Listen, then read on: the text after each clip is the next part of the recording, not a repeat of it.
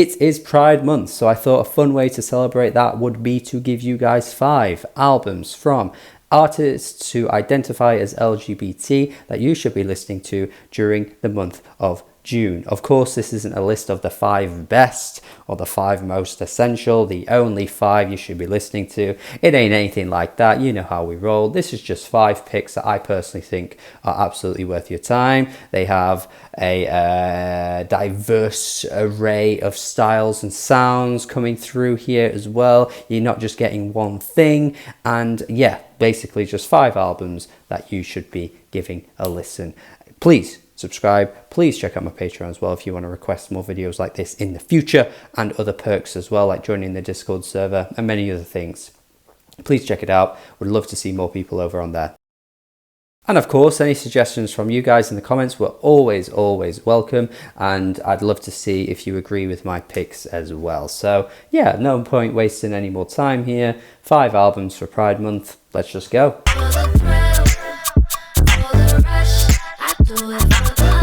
Kaytranada's 99.9%. I think this album is a fantastic album that recently actually has been one that I've been really getting into and going to more so because we are in the summer months and it is a very summery, vibey album. It's super chill. It's super danceable and groovy as well. There's some excellent dancey songs on here, but there's also some tracks that take it a little bit slower, take it a little bit more of an R&B route, like, you know, the Craig David feature on Got It Good, which is fantastic.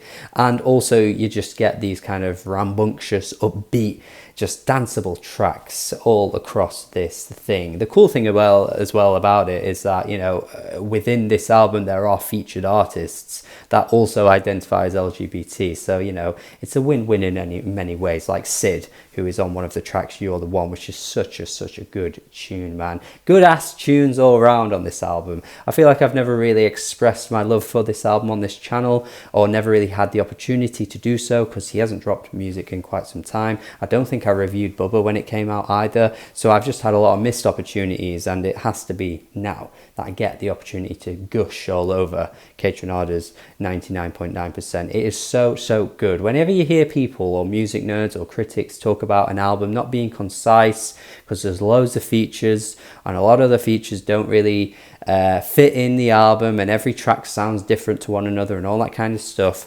well, this is a perfect example of an album doing that, but doing it so well. Because yeah, this album honestly isn't always concise throughout. You do get some diversions. All the features sound different to one another. The track with Aluna George sounds nothing like the track with Anderson .Paak, and the Anderson .Paak track sounds nothing like the track that features Little Dragon, and there's a bunch of other features across this thing too. But it flows so bloody well. You're getting just the right amount of change from track to track, and yet it still feels so concise. I love this thing, and it is absolutely one of the ones I had to mention for Pride Month. Please get this one listened to. It's summer as well. There is nothing better than listening to this on a hot summer day with some nice beverage while you're drinking and listening to music, you know? Yeah.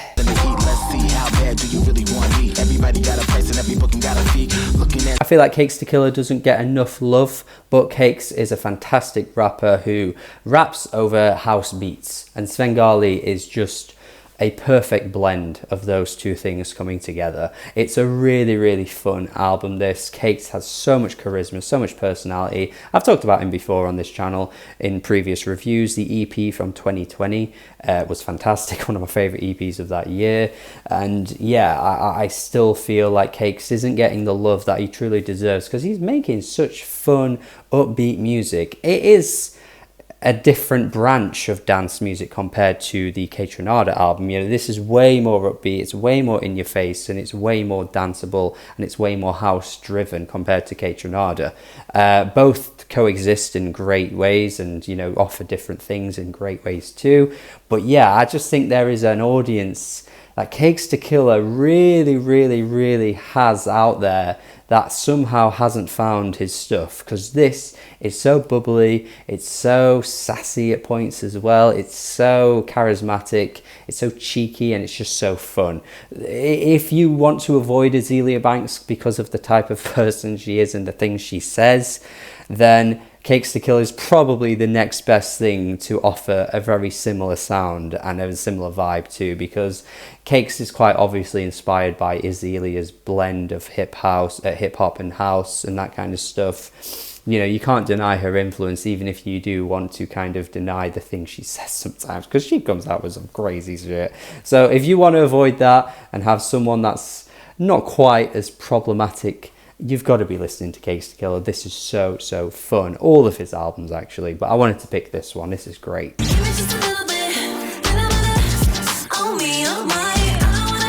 You're definitely thinking, hang on for a second, this guy didn't like this album when it came out, man. And he got flooded with comments from Rina's fans because she reacted to it and posted it on her channel, and they did not like my reaction to this album, and it was all a bit messy, and I found it all quite funny, and I got a lot of hate comments. But it's okay, because yes, I'm not the biggest fan of this album, but that doesn't mean to say it can't be listed in a list like this, because this is a perfect album for this Pride Month list here, because Rina Sawayama represents LGBT really well. She is a great spokesperson, and she is someone who quite clearly has had an impact from this album on a lot of people who identify as LGBT. I mean, before this, she had a pretty small audience, but it really exploded once Sawayama came out. And yeah, I'm not the biggest fan of some of the genre fusions and the genre turns and things like that. And some of the tracks I'm really still not keen on myself.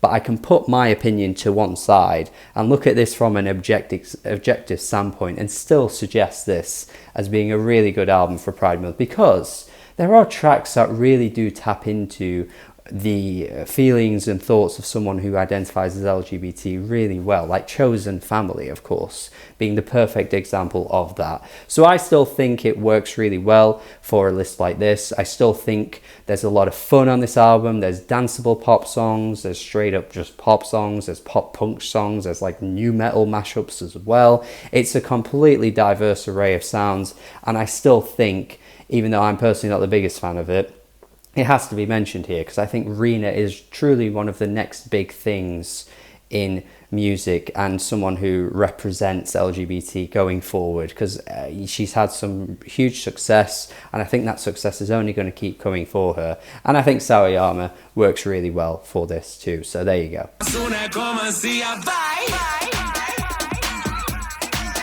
Linn Quebrada is an artist who has a wacky approach to music, is incredibly eccentric and quite bizarre. And this album here is pretty much just, you know, dance and house music, but with a total strange and unique twist coming from Linn Quebrada here, because their voice, their delivery is just so in your face. It's so bombastic. It's so hectic. And I don't necessarily think this is going to be for everyone. I think there'll be people out there that hear this and think it's terrible. In fact, I know there are people that I've recommended this to before and have said themselves they really don't like it. But I think there's a lot of fun to have here. And I think it's a really unique sounding album that I still really haven't laid my ears on many other albums like this. It's a great album from 2017. It is an album that offers something totally different that you probably haven't really come across before.